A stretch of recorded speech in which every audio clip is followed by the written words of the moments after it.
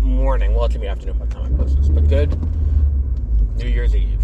And welcome to Beware of Spoilers. I am Adam. For the last episode of the year, we are here to talk about White Noise, which is kind of taking the place of Don't Look Up in this year's calendar, what I kind of found when I watched this movie. It came very late in the year. You have an acclaimed director working with acclaimed actors, and I think that here's something else. I think that this. I'm sorry, very quickly get started away before I forget. I don't think Greta Gerwig gets enough credit for her acting abilities. She's a great director, but she's also a fantastic actress. So is Adam Driver, even though he does that weird cry face. Anyway, so take acclaimed actors, take an acclaimed director, merge it, and do a kind of topical political satire kind of thing. Now, White Noise is based on a book from 1985. I realize that, and that this book is, was long considered to be unadaptable, according to what I read on Wikipedia, considering I have not read the book.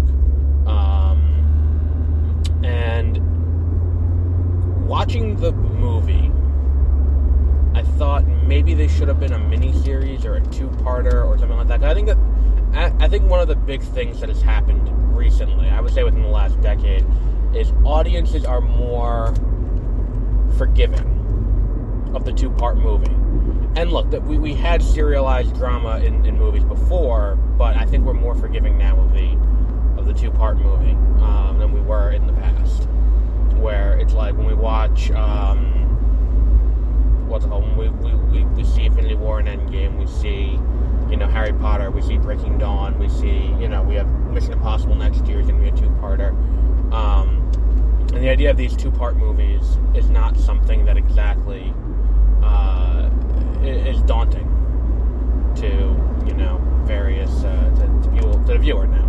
But the idea that you have to watch two movies to understand what's happening is not necessarily something that is different. This probably could have benefited from that, or from being like a three-part miniseries and having a little bit more time to develop.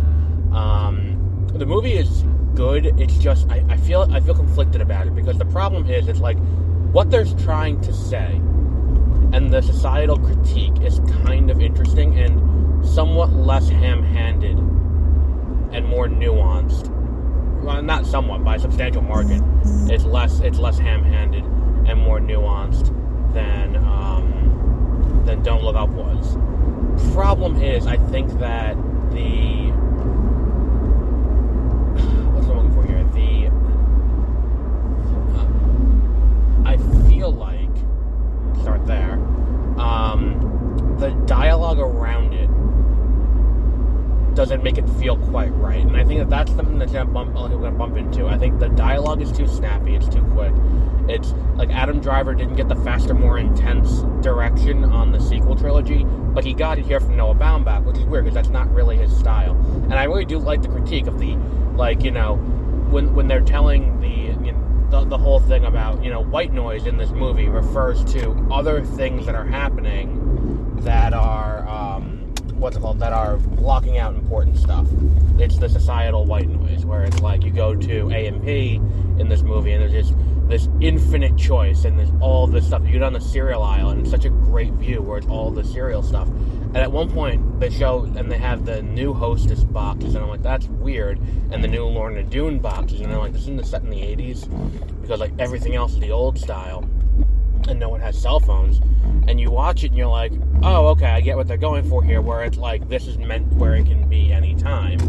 And then you also have the people with the, people not taking, healthcare, health professionals' advice seriously. You have, all of this kind of stuff that kind of plays against each other, against the broader issues of what's happening, which is a life or death situation. So by the time, these scenes that are incredibly chaotic, and it's everyone talking and having one piece of dialogue here, one piece of dialogue here, one piece of dialogue here, all of these things kind of work in tandem to create this kind of a din almost to the movie. And I think the problem is I think it's too subtle.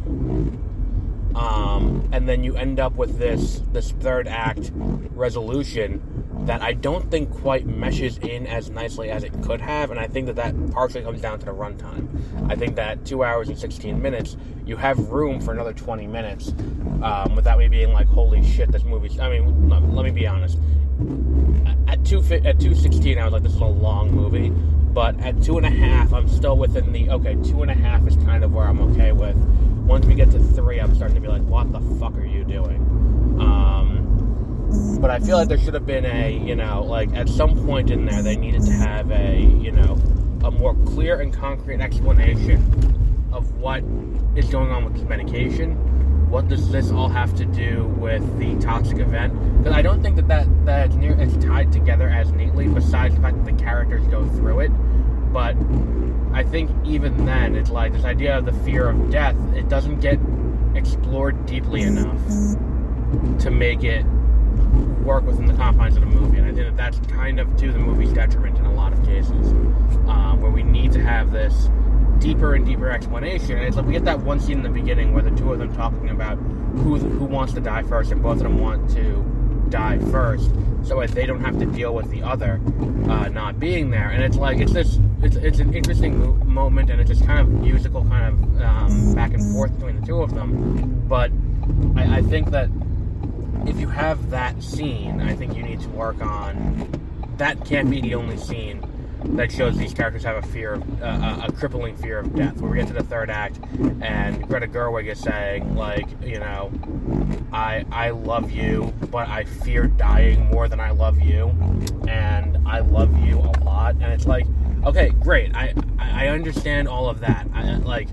But again, this is, like I said last week with I Want to Dance with Somebody, show don't tell. Show me she has a fear of death.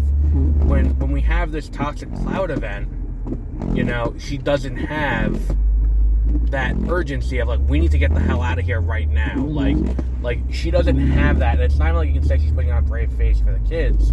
It's just she doesn't have any sense of urgency for the evacuation. And I think that kind of it's a weird characterization thing. And it's like there are so many things in this movie that just work on their own, but it's just when you try to blend them together, a lot of times they don't. And I think that that's the key issue with the movie, is that if you have the opportunity to expand this out further, you can probably get more time to blend it together more seamlessly, so you're not seeing the contours and the and the borders between concept A, concept B, concept C. And I think that's kind of the issue I have with this movie. But on that note, we will wrap up there for today. So next week we'll be back with normal shenanigans. I think we're going to have what's the movie called? We're going to be doing A Man Called Otto, I think, if it does come to theaters out here. I don't know yet because they haven't updated the app yet. And Megan, M3GAN. And we also have, what was the other one? We're going to catch up on the other shows that we didn't do this week. But until then, have a great rest of your week.